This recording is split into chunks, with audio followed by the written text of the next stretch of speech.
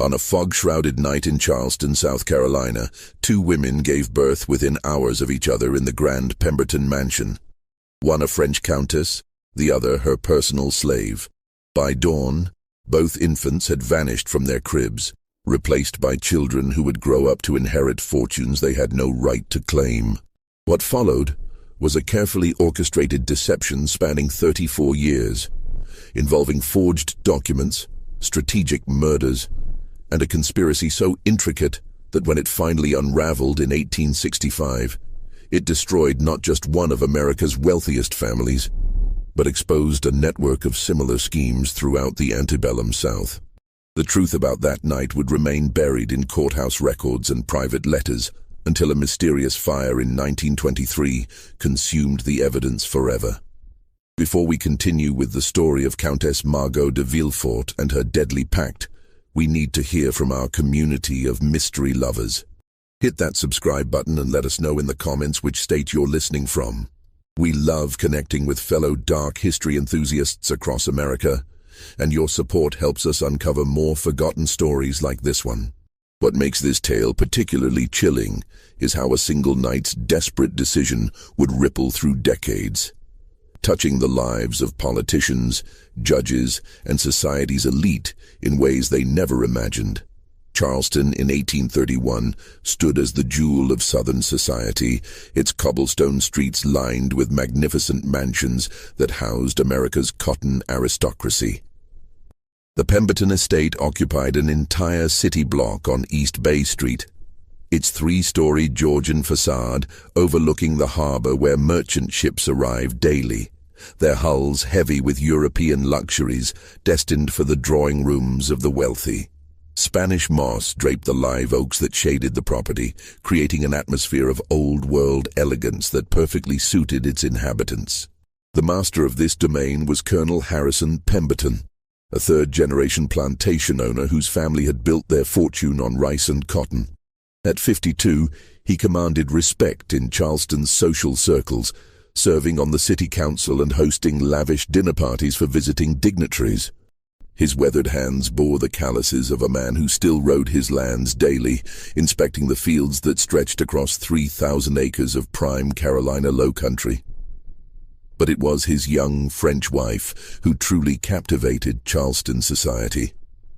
Countess Margot de Villefort had arrived in America 3 years earlier, fleeing the political upheavals that followed France's July Revolution.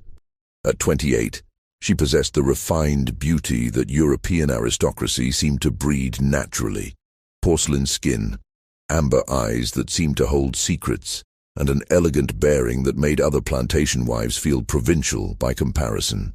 She spoke 4 languages fluently and played piano with such skill that even the most accomplished Charleston matrons fell silent when her fingers touched the keys. The Countess had brought with her not only trunks of Parisian gowns and family jewels, but also Celeste, a young mulatto woman who served as her personal attendant. Celeste was unusual among the household slaves.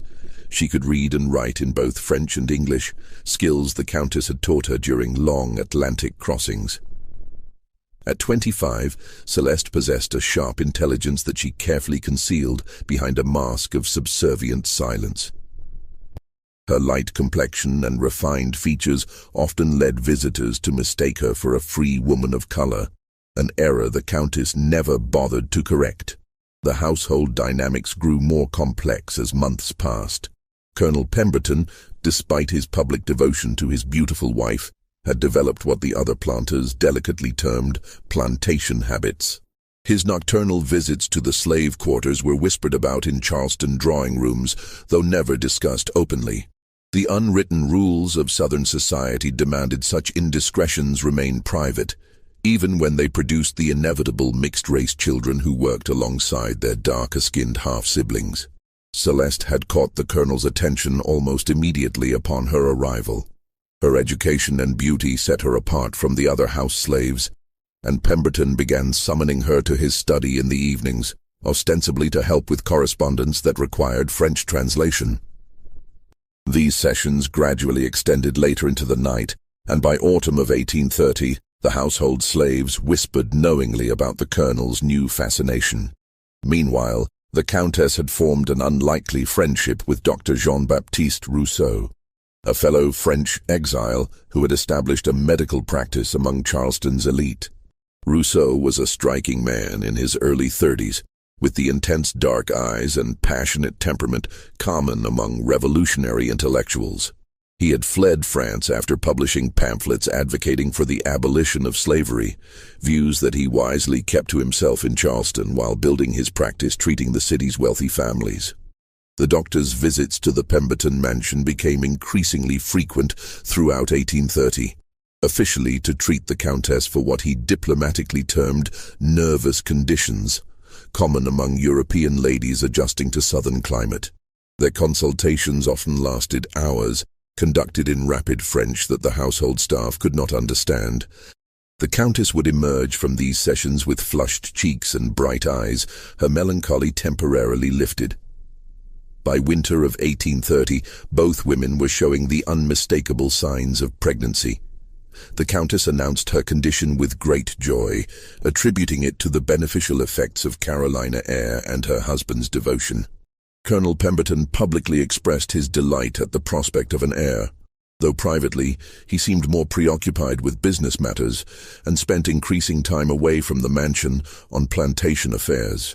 Celeste's pregnancy was handled more discreetly. Such situations were common enough in plantation households that they rarely caused comment, and the Countess matter-of-factly informed her husband that her personal attendant would be unable to perform heavy duties for several months. She arranged for Celeste to move to a small cottage on the mansion grounds, ostensibly to ensure better care during her confinement. As spring arrived, both pregnancies progressed normally, though the Countess began displaying a nervousness that even her husband noticed. She started taking long walks alone in the garden, often stopping to speak in hushed tones with Celeste when she encountered her near the cottage. The household staff, trained to notice every nuance of their master's moods, sensed an underlying tension that seemed to grow stronger as the expected birth dates approached. The truth behind this tension would not emerge for another 34 years, but its roots lay in two secrets that would prove equally dangerous. The Countess's child was not her husband's, and Celeste's pregnancy had resulted from the Colonel's nocturnal visits. Both women understood the devastating consequences if these facts became known. The Countess would be cast out of society in disgrace, while Celeste would likely be sold away from her child, a fate she had witnessed befall other slave women who had attracted their master's unwanted attention. The storm that struck Charleston on the night of March 15th, 1831, seemed to mirror the turbulent emotions brewing within the Pemberton mansion. Rain lashed against the tall windows, while wind howled through the live oaks, their massive branches groaning under the assault. Lightning illuminated the harbor in stark flashes, revealing merchant ships straining at their anchor chains as waves crashed against the seawall. Inside the mansion, the Countess paced restlessly through the candlelit rooms, one hand pressed against her swollen belly as contractions began their relentless rhythm. Her labor had started at sunset, just as the first clouds gathered on the horizon. Celeste, whose own birth pains had commenced only hours earlier, remained in her cottage, attended by Mama Ruth, the elderly slave woman who served as midwife for the plantation. Dr. Rousseau arrived near midnight, his medical bag clutched tightly as he hurried through the pelting rain. His usual composed demeanor showed cracks of anxiety as he was escorted to the Countess's chambers, where she gripped the bedpost with white knuckles, her carefully arranged hair now damp with perspiration. Colonel Pemberton waited downstairs in his study, maintaining the traditional distance Southern gentlemen kept from the messy business of childbirth. "The storm grows worse," the Countess gasped between contractions, her amber eyes fixed on the lightning that intermittently blazed through the room. "Perhaps it is an omen." Dr. Rousseau knelt beside her bed, checking her pulse with practiced efficiency. "Storms often accompany births," he replied in French, his voice steady despite the tremor in his hands.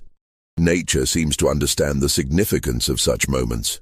As the hours dragged toward dawn, both women labored in parallel struggles separated by less than 50 yards.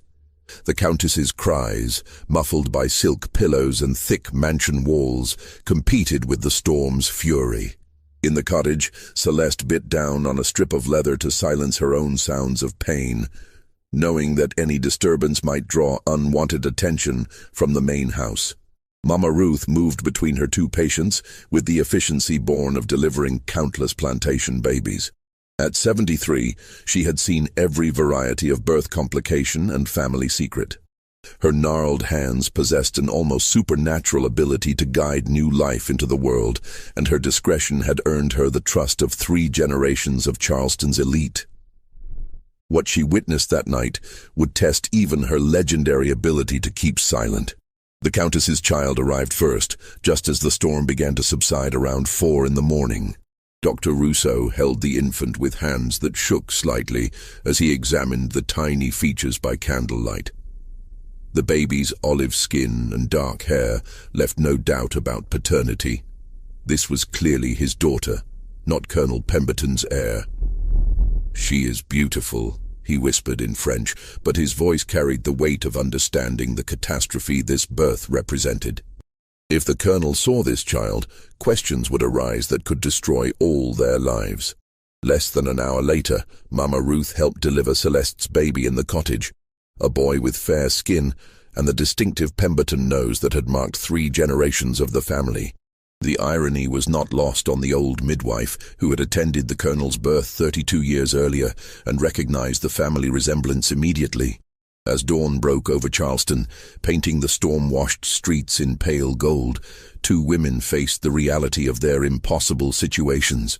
The Countess stared at her daughter, knowing that presenting this obviously mixed-race child as her husband's heir would expose her adultery immediately. Celeste held her son, understanding that while his light skin might protect him from field work, he would still grow up enslaved, forever barred from claiming his true heritage as a Pemberton. It was Dr. Rousseau who first voiced what they were all thinking. After ensuring that Colonel Pemberton remained occupied with storm damage assessments around the property, he slipped back to the Countess's chamber, where she sat holding her daughter with desperate tenderness. "We must consider the practical realities," he said quietly, his medical training helping him approach the crisis with clinical detachment. "Your husband expects to see his son and heir. If he sees this child—" The Countess's amber eyes filled with tears, but her aristocratic breeding had taught her to face disasters with dignity. "I know what you are suggesting, Jean-Baptiste, but how could such a thing be possible?" The answer came from an unexpected source. Mama Ruth appeared in the doorway, her ancient face creased with concern. "Miss Margot," she said carefully, using the familiar address she had earned through years of faithful service, "there might be a way to protect both these babies." The old woman's words hung in the air like smoke from the dying candles. She had delivered both children within hours of each other, and she alone understood the full scope of the dilemma. More importantly, she possessed the practical knowledge of how plantation secrets were kept and family lines protected. "Celeste's boy could pass for your child," Mama Ruth continued, her voice barely above a whisper. "And your little girl, she could grow up as Celeste's daughter. Both children would live, both would be protected in different ways." The Countess felt her world shifting beneath her like sand during the recent storm. The proposal was monstrous in its deception, yet it offered the only path forward that might preserve everyone's safety. Her daughter would grow up enslaved but protected, while Celeste's son would inherit a fortune that was rightfully his by blood, if not by law. Dr. Rousseau understood immediately the medical complications such a deception would require. "The birth records," he said slowly, "they would need to be altered. And your husband, he must never suspect." Celeste, who had been summoned from the cottage once the Colonel departed for a planned inspection of his rice fields, listened to the proposed exchange with the stoic acceptance of someone who had learned not to expect justice from life. Her son would gain everything: education, wealth, freedom, while her mistress's daughter would face the harsh realities of slavery. The bitter irony was not lost on any of them. "What guarantee do I have?" Celeste asked quietly, her intelligence cutting through to the heart of the matter. "What prevents you from simply taking my child and discarding me once this deception is in place?" The Countess met her eyes with surprising directness. "Because we will both be equally trapped by this secret. Your silence protects my daughter's life, while my protection ensures your son's future. Neither of us can betray the other without destroying what we most want to save." As the morning sun climbed higher over Charleston, illuminating a city washed clean by the storm, 3 adults made a pact that would reshape 2 families forever. Dr. Rousseau would alter the birth records, listing himself as attending physician for both births, but recording only 1 child born to the Countess, a healthy son. Celeste would publicly claim the mixed-race daughter as her own, while privately helping to raise the boy who was actually hers. The physical exchange took place before Colonel Pemberton returned from his property inspections. Mama Ruth carefully swaddled both infants, her experienced hands ensuring that the switch would appear natural to anyone who had not witnessed the actual births. The Countess held her son, Celeste's son, and marveled at how perfectly he fit the role of Pemberton heir. But as she watched Celeste cradle the mixed-race infant who was actually her daughter, the Countess felt the first stirrings of the obsessive protectiveness that would drive her actions for the next 3 decades. This was not simply a matter of switching children. It was the beginning of an elaborate performance that would require constant vigilance to maintain. The deception held remarkably well through the first years following that stormy March night. Colonel Pemberton welcomed his supposed heir with genuine pride, naming the boy Charles Harrison Pemberton after his own grandfather. The child grew into a handsome toddler with the fair complexion and strong features that marked him unmistakably as plantation aristocracy. Visitors to the mansion cooed over young Charles, commenting on his remarkable resemblance to his father and predicting a brilliant future for the Pemberton dynasty. Meanwhile, the Countess lavished attention on Celeste's daughter, who had been named Marie and was officially recorded as the child of a house slave. The Countess insisted that Marie receive education alongside Charles, justifying this unusual arrangement by claiming she needed a companion for her son, and that Marie showed exceptional intelligence. Skeptical relatives and neighbors accepted this explanation, though they privately wondered at the Countess's peculiar attachment to a slave child.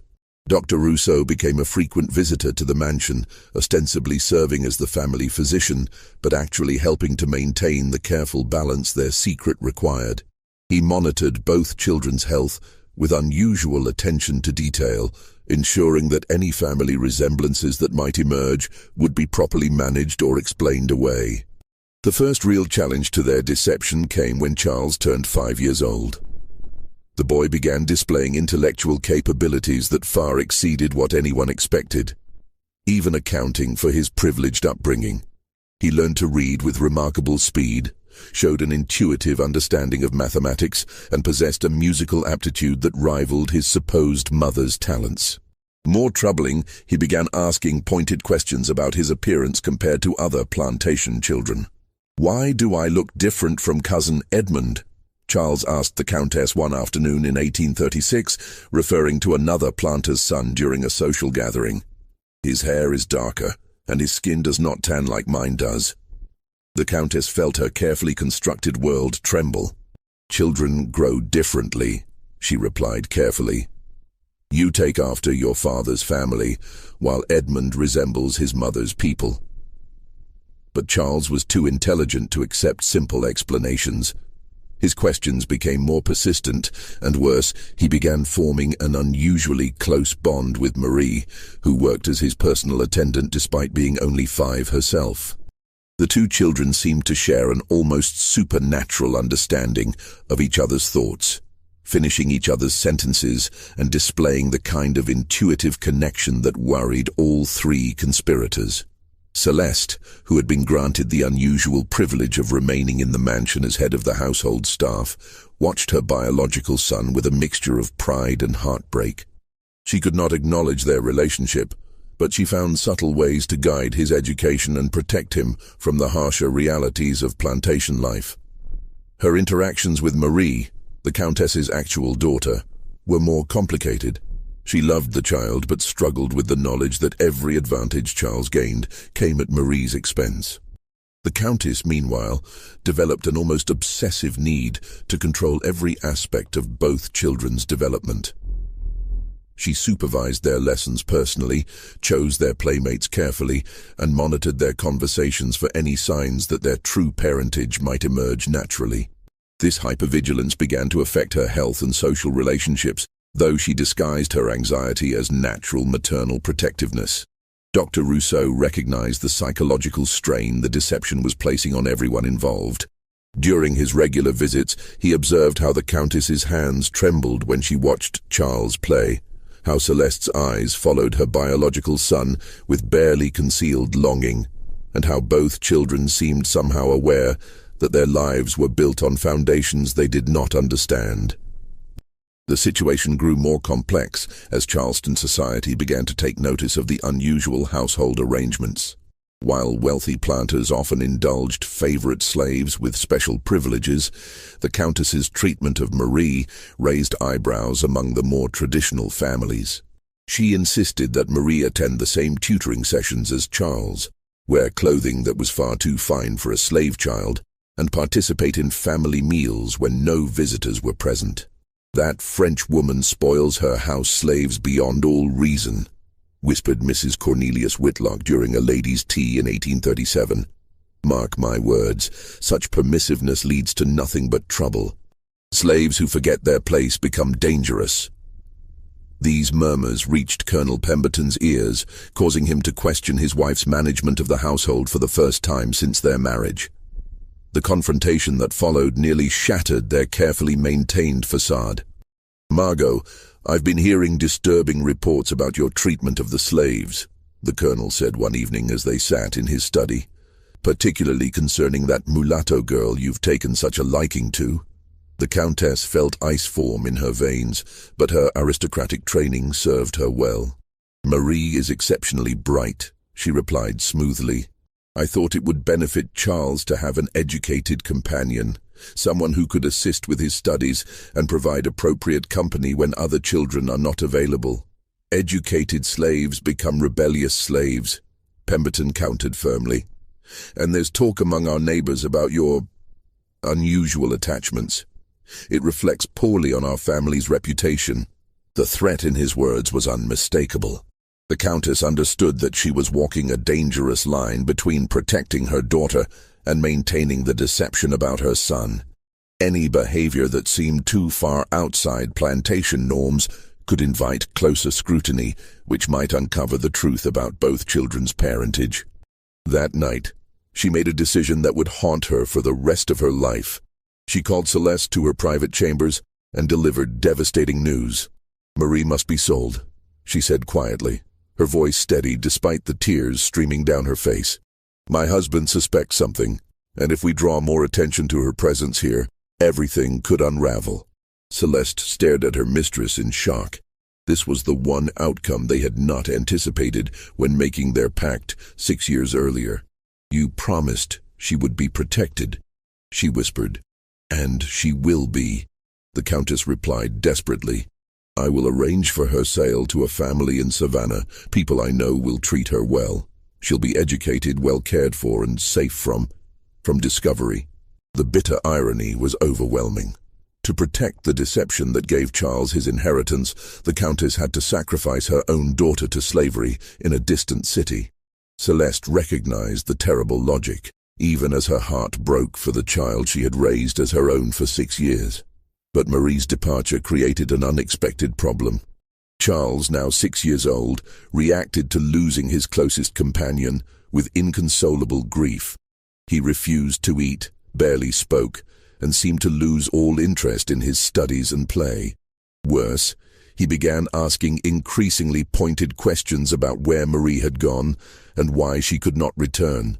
"She was my sister," he declared, with the absolute certainty of childhood, a statement that sent chills through everyone who heard it.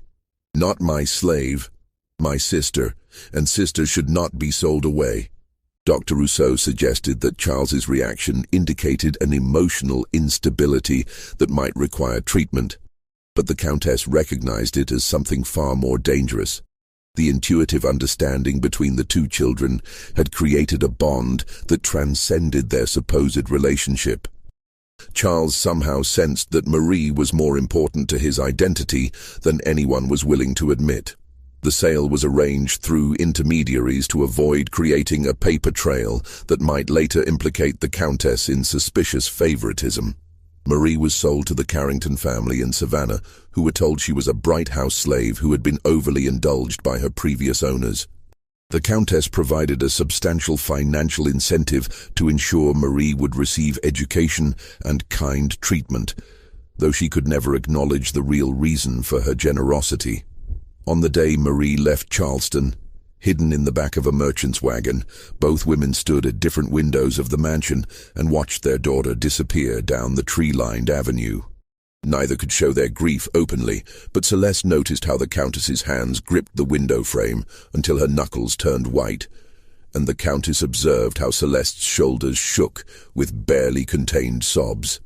Charles ran after the wagon for nearly a quarter-mile before the coachman caught him and carried him back to the mansion. His screams of, "Bring back my sister," echoed through the neighborhood, causing other plantation families to exchange meaningful glances about the Pemberton household's peculiar dynamics. The years following Marie's departure marked a fundamental shift in the dynamics of the Pemberton household. Charles, now 7 years old, seemed to retreat into himself, displaying a melancholy that no amount of privilege could cure. His extraordinary intellectual gifts continued to develop. He mastered Latin by age 8 and showed remarkable aptitude for legal reasoning, but his emotional state remained fragile. More disturbing, he began to demonstrate an almost uncanny ability to uncover secrets and lies, as if losing Marie had awakened a suspicious intelligence that questioned everything around him.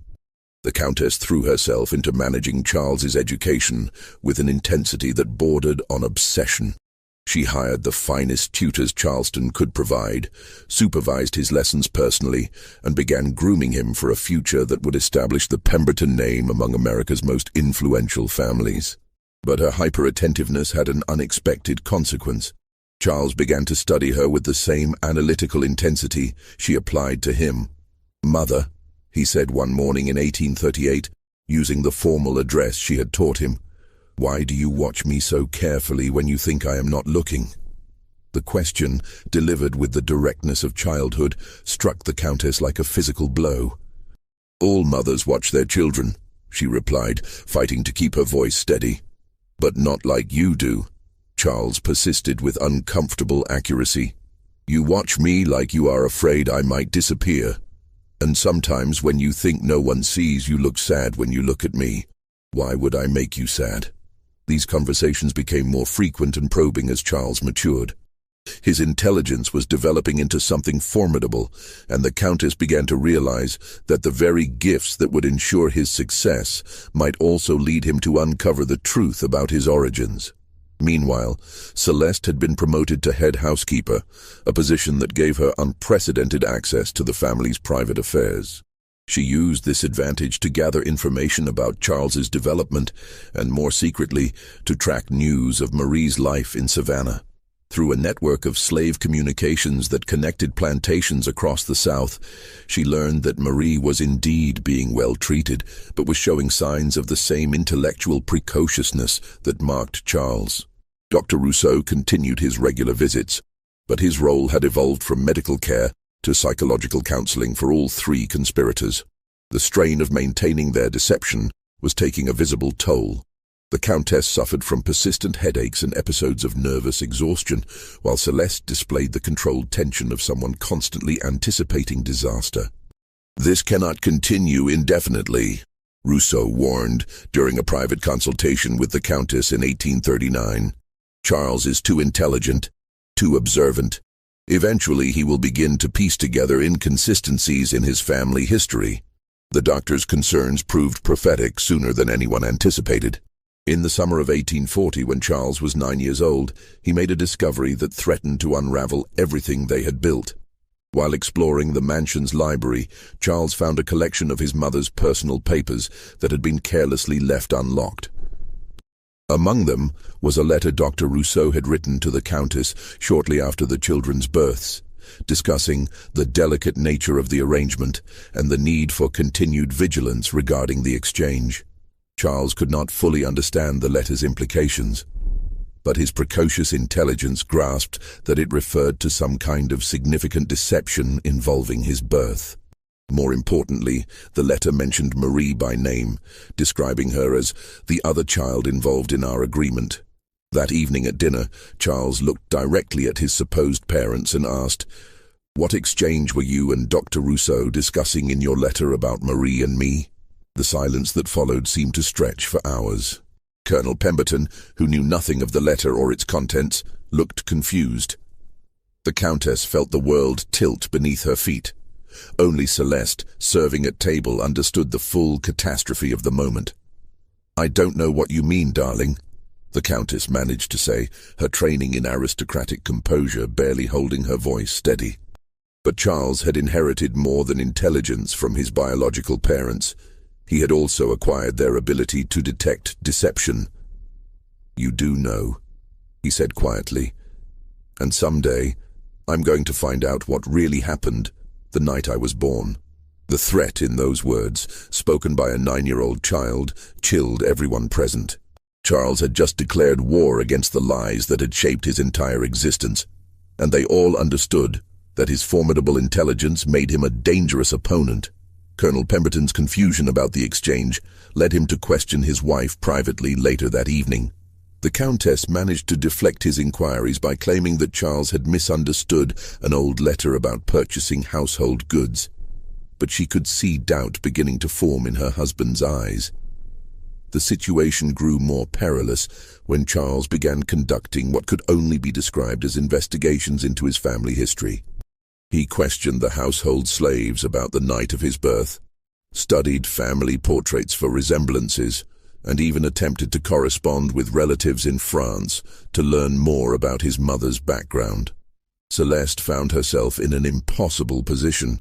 Charles's questions often came to her, since her role as head housekeeper gave her authority over household records and slave testimony. She had to balance protecting the deception with avoiding outright lies to the boy who was actually her son. "Miss Celeste," Charles said one afternoon in 1841, using the respectful address he had been taught for favored house slaves, "do you remember anything unusual about the night I was born?" Celeste felt her heart racing, but she had learned to school her expressions over years of slavery.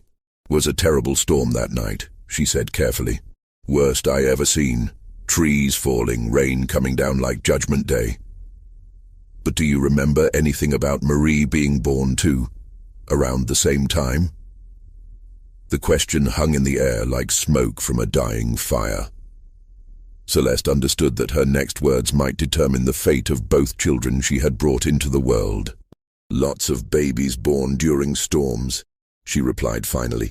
"Storms seem to bring babies into the world, but I was just helping Mama Ruth. Wasn't my place to pay attention to such things."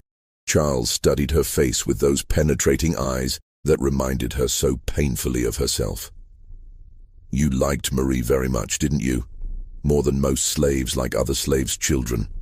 "Marie was a sweet child," Celeste admitted, allowing genuine emotion to color her voice.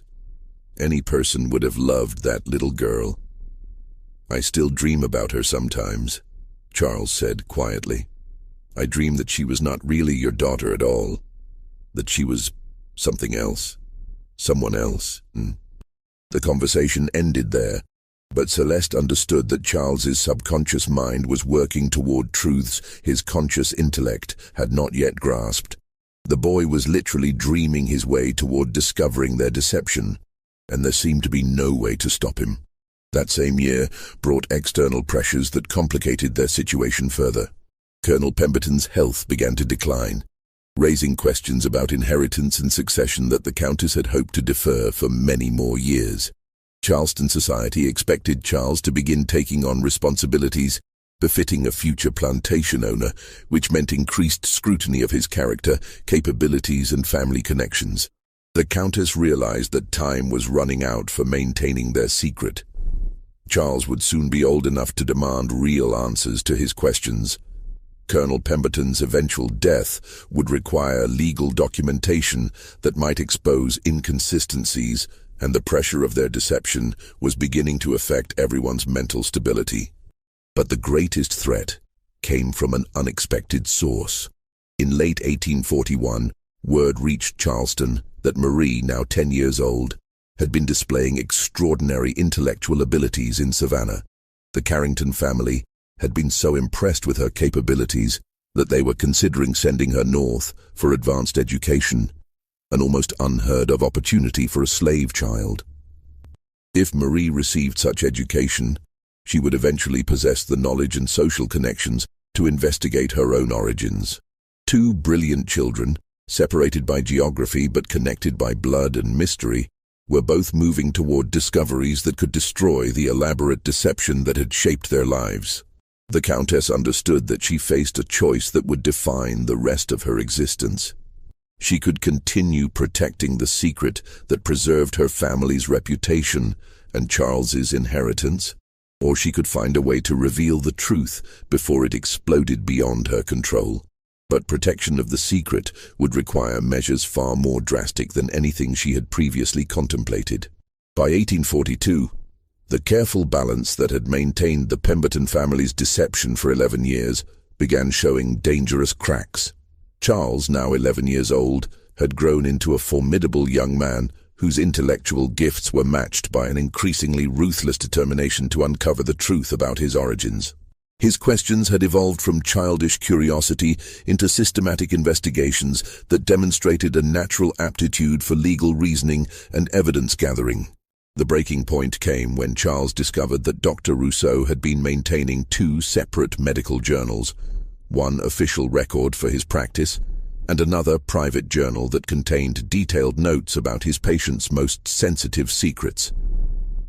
Charles had observed the doctor's habit of writing in this private journal during visits to the mansion, and had deduced its location in the doctor's study. One autumn afternoon, while accompanying his supposed mother on a social call to discuss Charles's future education, the boy slipped away from the adults and systematically searched Dr. Rousseau's study. What he found exceeded his worst suspicions about his family's secrets. The private journal contained explicit references to the exchange of infants, detailed medical observations about both children's development, and most damning of all, records of substantial payments from the Countess to maintain discretion regarding the arrangement. The entries painted a clear picture of a conspiracy involving switched children, forged records, and ongoing deception that had lasted over a decade. But Charles found something else that chilled him even more than confirmation of his suspicions.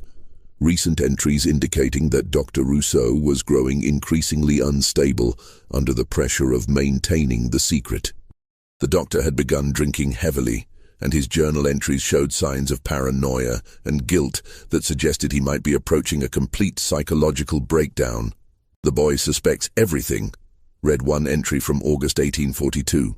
"His questions grow more pointed each month, and I fear he has inherited intelligence that will eventually expose us all. The Countess grows desperate, speaking of measures that frighten even me. How long can we continue this charade before it destroys us all?" More disturbing were the doctor's references to communications he had been receiving from Savannah about Marie's development. The Carrington family had written to him asking about the girl's medical history, having noticed unusual physical characteristics that did not match her supposed parentage. Marie was developing features that strongly resembled European aristocracy, rather than the African ancestry expected in a slave child. Charles carefully copied key passages from the journal before returning it to its hiding place. As he rejoined the adults, his mind was already formulating plans for how to use this information. The boy had just acquired weapons that could destroy everyone who had deceived him, but he was also beginning to understand the complex motivations behind their actions. That evening, Charles confronted the Countess in her private chambers with a directness that left her speechless. "I know about the exchange," he said simply, producing the copied journal entries. "I know that Marie was your real daughter, and that I am the son of a slave. What I do not understand is why you have maintained this deception for so long. The Countess stared at the papers in his hands, feeling the walls of her carefully constructed world crumbling around her. But her aristocratic breeding served her even in this moment of crisis. "If you truly understand what those papers contain," she replied quietly, "then you also understand what revealing this information would mean for both of us." Charles considered this with the calculating intelligence that had made him such a formidable opponent. "You would be disgraced and probably cast out of society," he said slowly. "I would lose everything. Inheritance, education, social position, freedom itself. We are both trapped by this secret." "Precisely," the Countess confirmed, "which is why it must never be revealed." But Charles had already moved beyond simple exposure to more complex calculations about power and leverage. "There is another person trapped by this secret," he pointed out. "My real mother, the slave woman who has watched me grow up without being able to acknowledge our relationship." The Countess felt ice form in her veins. Charles's questions had evolved into demands, and his demands suggested he was planning actions that could be far more dangerous than simple revelation. "Celeste has been well cared for," the Countess said defensively. "She holds a position of authority in this household that few slaves ever achieve." "But she is still a slave," Charles replied with uncomfortable precision. "And I am living the life that should have belonged to Marie. These facts create certain moral obligations." The implied threat in his words was unmistakable. Charles was not simply demanding acknowledgement of the truth. He was positioning himself to remake the entire arrangement according to his own moral calculations. Over the following weeks, Charles began implementing a campaign that demonstrated strategic thinking far beyond his 11 years. He started by approaching Celeste directly, speaking to her in private moments when the Countess could not intervene. "I know you are my mother," he told her one morning as she supervised the cleaning of his room. "And I know that somewhere in Savannah my sister Marie is living as a slave while I enjoy privileges that rightfully belong to her." Celeste had prepared for this moment for years, but hearing the words spoken aloud still shocked her into silence. She stared at the boy who carried her blood, but could never publicly claim her name, understanding that everything was about to change. "What you know, and what you can prove, are different things," she finally replied, using the careful language of someone who had survived slavery by choosing words precisely. "I can prove everything," Charles said quietly. "Dr. Rousseau's journals contain detailed records of the entire deception. But I am not interested in destruction. I am interested in justice." His proposal was both brilliant and terrifying in its implications.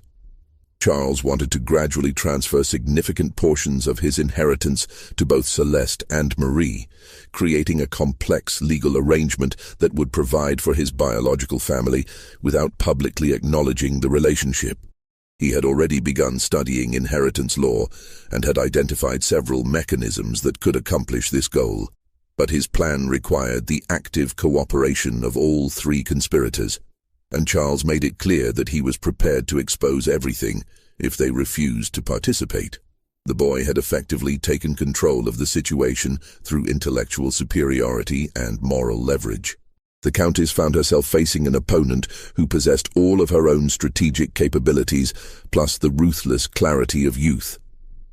Charles was offering her a choice between gradual financial loss and complete social destruction, and they both understood which option she would be forced to choose. Dr. Rousseau's reaction to Charles's demands provided the first indication of how dangerous their situation had become.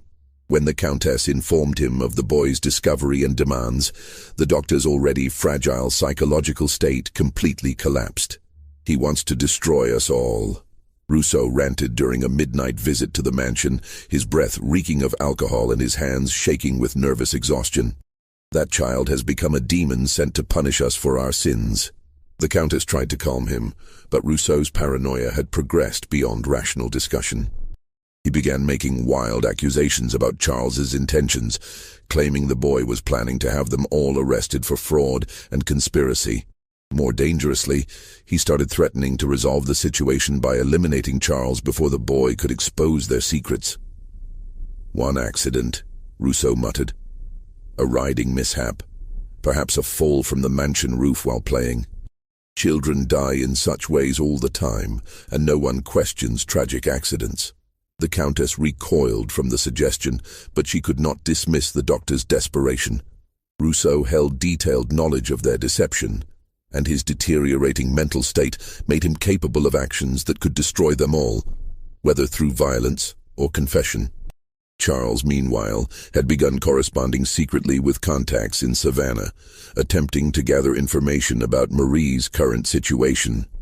His letters, written under assumed names and sent through intermediaries, revealed that Marie was indeed displaying the intellectual and physical characteristics that marked her as aristocratic rather than slave-born. The Carrington family had noticed these anomalies and had written to Charleston asking questions about Marie's parentage and medical history. Their inquiries had reached Dr. Rousseau, who had deflected them with vague responses about mixed ancestry and unusual inheritance patterns. But the questions were becoming more persistent, and the Carringtons were beginning to suspect that Marie's origins might be more complex than they had been told. The situation reached a crisis point in December 1842, when Dr. Rousseau attempted to implement his plan to eliminate Charles. The boy had developed a habit of taking evening walks in the mansion gardens, using the solitude to think through his increasingly complex schemes for redistributing his inheritance. Rousseau waited in the garden shadows with a loaded pistol, planning to make Charles's death appear to be the result of a robbery attempt by escaped slaves. But Charles' intellectual gifts included an almost supernatural awareness of threats and deception. He sensed the doctor's presence before Rousseau could position himself for a clear shot.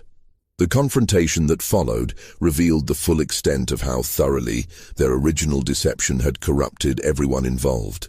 Charles faced down the doctor with the calm assurance of someone who had anticipated this possibility and prepared for it.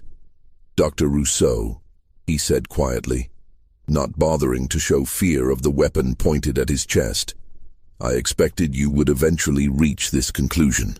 Your journal entries have been growing increasingly desperate, and desperation leads to poor decisions."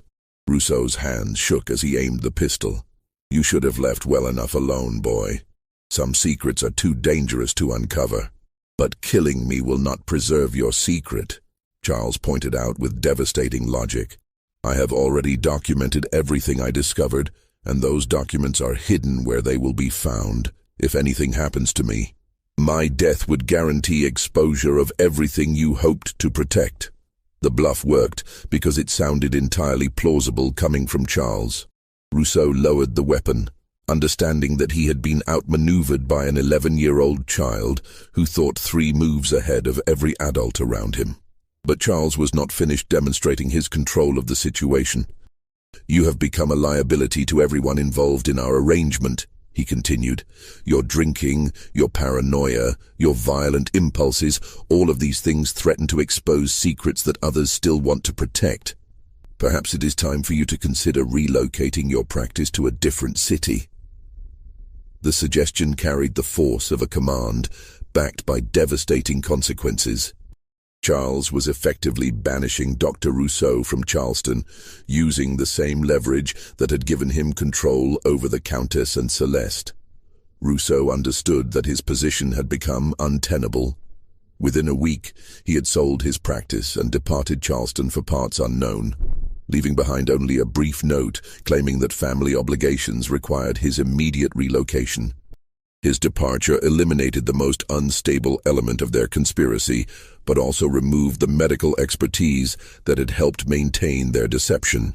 Charles watched the doctor's departure with satisfaction, but he understood that removing Rousseau was only the first step in his larger plan. The boy had successfully taken control of the situation, but control brought responsibilities that would test his resolve and moral calculations in ways he had not yet fully anticipated. Just when we thought we had seen it all, the horror in Charleston intensifies. If this story is giving you chills, share this video with a friend who loves dark mysteries, hit that like button to support our content, and don't forget to subscribe to never miss stories like this. Let's discover together what happens next. The winter of 1843 brought Charles face to face with the true complexity of the justice he claimed to seek, as events in both Charleston and Savannah began moving toward a convergence that would force him to choose between revenge and redemption. The spring of 1843 brought news that would force all the conspirators to confront the ultimate consequences of their 11-year deception. Marie, now 12 years old, and living under the name Maria Carrington in Savannah, had attracted the attention of Northern abolitionists who were documenting cases of obviously mixed-race children being held in slavery despite their European features.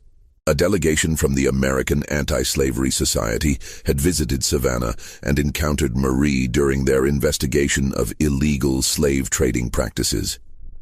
Her refined speech, classical education, and unmistakably aristocratic bearing had convinced them that she was likely the victim of kidnapping or fraudulent enslavement. They were preparing to file legal challenges that would require extensive documentation of her origins and parentage. Charles received this information through his secret correspondence network and understood immediately that their carefully maintained deception was about to face scrutiny from lawyers and investigators who possessed resources far beyond anything they had previously encountered. The abolitionists would demand birth records, medical documentation, and testimony from everyone who had been present during Marie's supposed birth. But Charles had evolved far beyond the frightened child who had first discovered their secret. Now 12 years old, he had spent months refining a plan that would accomplish multiple objectives simultaneously, exposing the truth about their switched identities, ensuring Marie's freedom, providing for Celeste's future, and destroying the Pemberton family's reputation in a way that satisfied his growing desire for revenge against the deception that had shaped his entire life. His opportunity came when Colonel Pemberton, whose health had been declining steadily, suffered a serious stroke in May 1843. The colonel's condition left him partially paralyzed and unable to speak clearly, creating a power vacuum in the household that Charles was perfectly positioned to exploit. The Countess found herself managing both her husband's medical care and the increasingly complex legal questions surrounding their property and inheritance. Charleston's legal community expected young Charles to begin taking on responsibilities as the presumptive heir, which meant he would need to appear before judges and lawyers who would examine his credentials and family history with professional thoroughness. Charles used this situation to implement the most audacious phase of his plan. He approached Judge Samuel Thornbury, a family friend who was handling the preliminary legal work for the Pemberton estate, and requested a private meeting to discuss concerns about irregularities in my birth documentation. Judge Thornbury, who had known the Pemberton family for decades, initially dismissed Charles's concerns as the nervous anxiety of a young man facing adult responsibilities. But Charles presented his evidence with the systematic precision of a trained attorney, laying out documentation that painted an undeniable picture of fraud, conspiracy, and switched identities. "These are serious accusations, young man," Judge Thornbury said after reviewing Charles's materials. "If true, they would invalidate your inheritance claims and expose your family to criminal charges."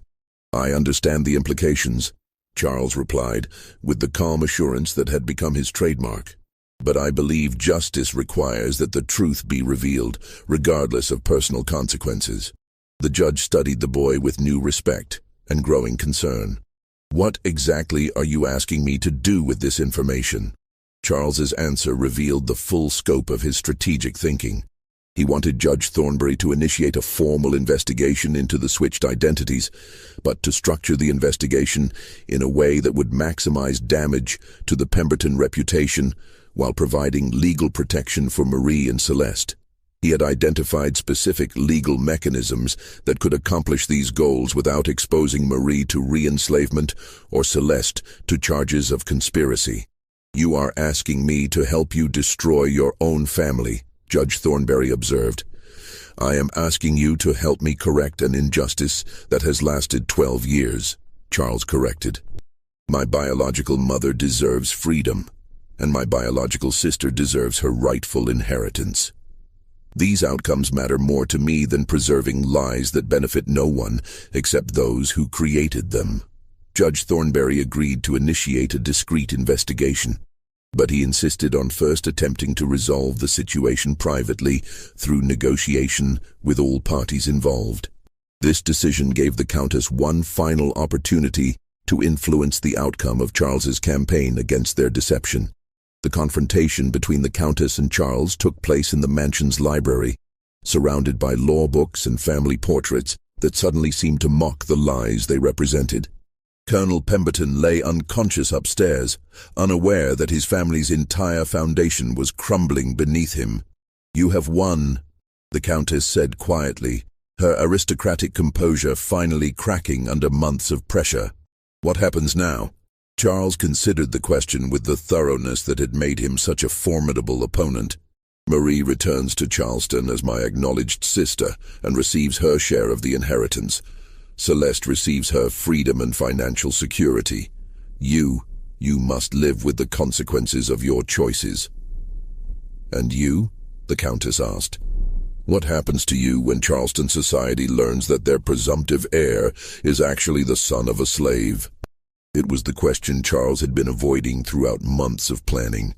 His entire campaign for justice had focused on providing for others while ignoring the reality that revealing the truth would destroy his own future just as completely as it destroyed the Countess's reputation. "I will face whatever comes," he said simply. "But I will face it knowing that I chose truth over comfort, justice over privilege." The Countess studied the boy who had been both her salvation and her destruction. "You realize that Marie may not thank you for this revelation. She has spent 12 years believing herself to be a slave. Learning that she is actually aristocracy, who was stolen from her birthright, may not bring her the happiness you imagine." Charles had not considered this possibility, and the Countess's words planted seeds of doubt that would grow stronger as events progressed toward their inevitable conclusion. The legal proceedings that followed moved with surprising speed. Judge Thornberry's investigation quickly confirmed the essential facts of Charles's accusations. Birth records had been altered, medical documentation contained suspicious inconsistencies, and testimony from surviving household staff supported the claim that an infant exchange had occurred in 1831. Marie was located in Savannah and brought back to Charleston under court protection. The reunion between the biological siblings was both emotional and complex, as 12 years of separated development had created two very different personalities shaped by radically different experiences. Marie had grown into a young woman whose intelligence matched Charles's own, but whose character had been formed by slavery's harsh realities. She possessed a wariness and survival instinct that Charles, despite his strategic brilliance, could never fully understand. When she learned the truth about their switched identities, her reaction was not gratitude, but fury at the adults who had manipulated their lives for over a decade. "You stole 12 years from both of us," she said to the Countess during their first meeting in the Charleston courthouse. 12 years of my birthright, 12 years of his true identity. No amount of legal resolution can return what you took."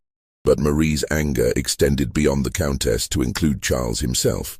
She viewed his revelation of their true parentage as another example of privilege manipulation, pointing out that he had chosen to expose their secret only when it served his own moral calculations, rather than consulting with her about what she might want.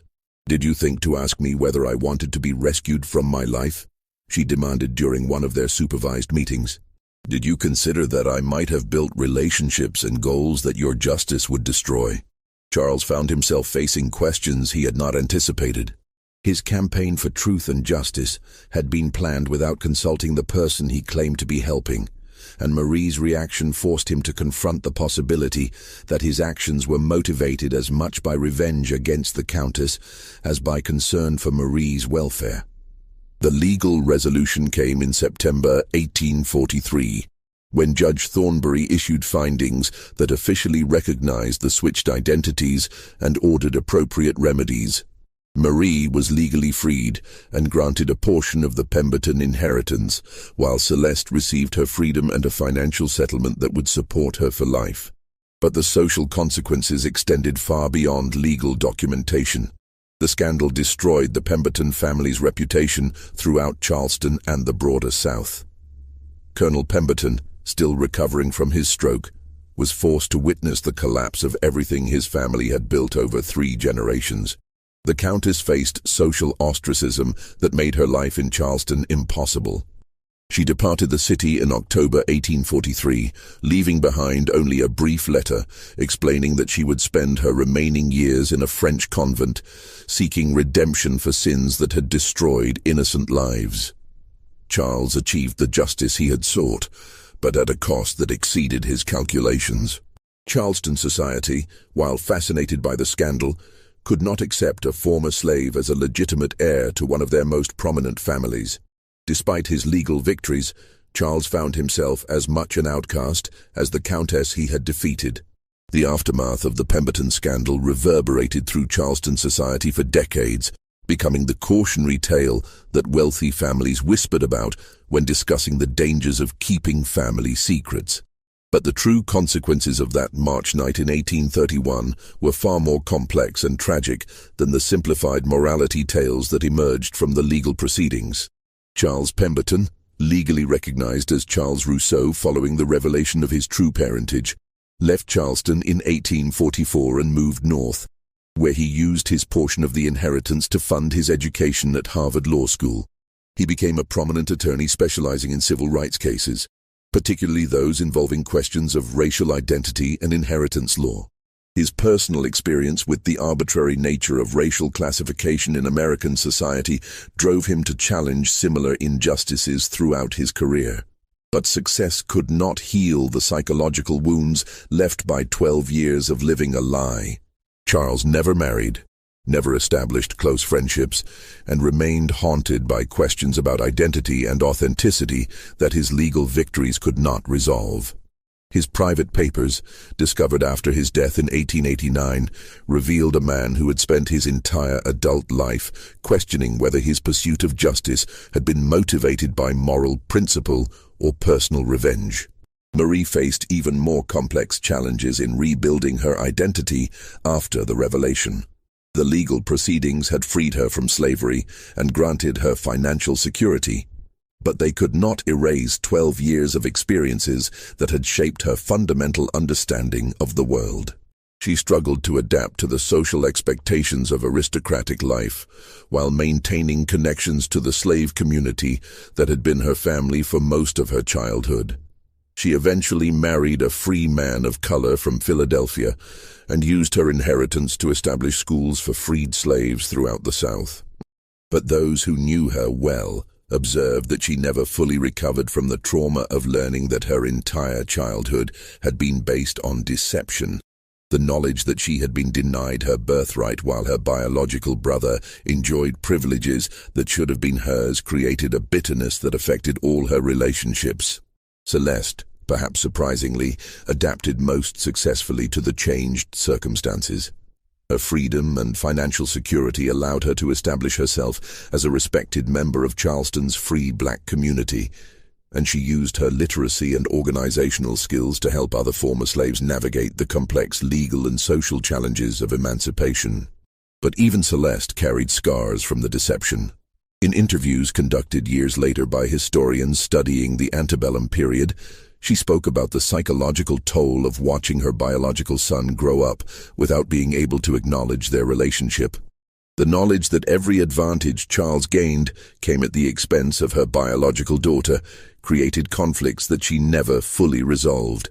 The Pemberton plantation itself became a symbol of the broader contradictions and injustices of the antebellum South. After Colonel Pemberton's death in 1845, the property was sold to pay debts and legal settlements. The mansion stood empty for several years before being converted into a boarding house for merchant sailors, its grand rooms echoing with the voices of men who had no knowledge of the secrets that had once filled those spaces. The broader implications of the Pemberton case extended far beyond one family's tragedy. Legal scholars who studied the case noted how easily racial identity could be manipulated in a society that based fundamental rights on arbitrary physical characteristics. The switched children had demonstrated that the entire foundation of American racial classification was artificial, maintained only through social agreement and legal enforcement rather than any natural or scientific basis. Judge Thornbury, who had overseen the legal resolution, wrote extensively about the case in his later years, using it to argue for broader reforms in inheritance law and racial classification.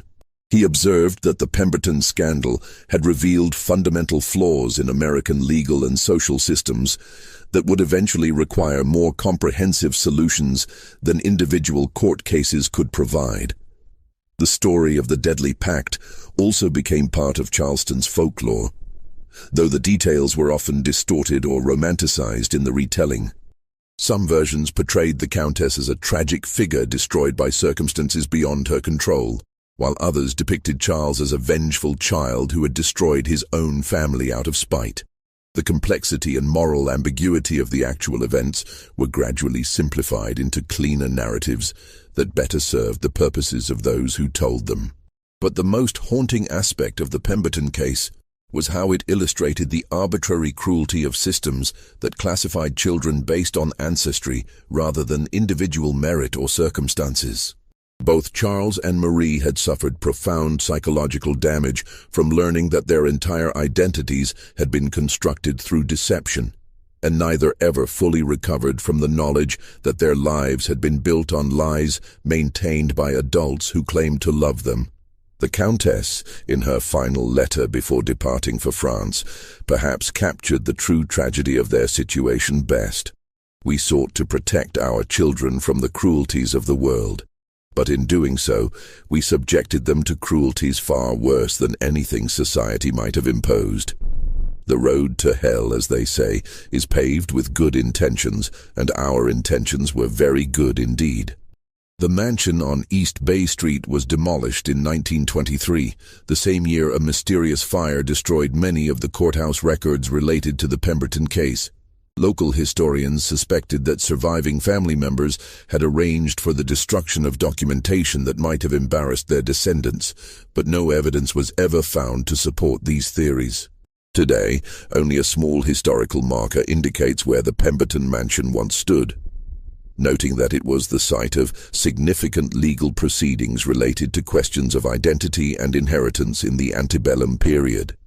The marker makes no mention of switched children, racial deception, or the deadly pact that destroyed an American dynasty, leaving visitors to wonder what secrets might still be buried beneath Charleston's carefully maintained facades. This mystery shows us how the sins of one generation can echo through decades, destroying innocent lives and corrupting the very institutions meant to protect justice and truth. What do you think of this story? Do you believe such elaborate deceptions were common in the antebellum South, or was the Pemberton case truly exceptional in its scope and consequences? Leave your comment below with your theories about how many similar cases might have remained hidden throughout American history. If you enjoyed this tale and want more dark mysteries that reveal the hidden complexities of our past, subscribe, hit the notification bell, and share with someone who loves stories that challenge our understanding of identity and justice. See you in the next video, where we will explore another forgotten scandal that rocked American society.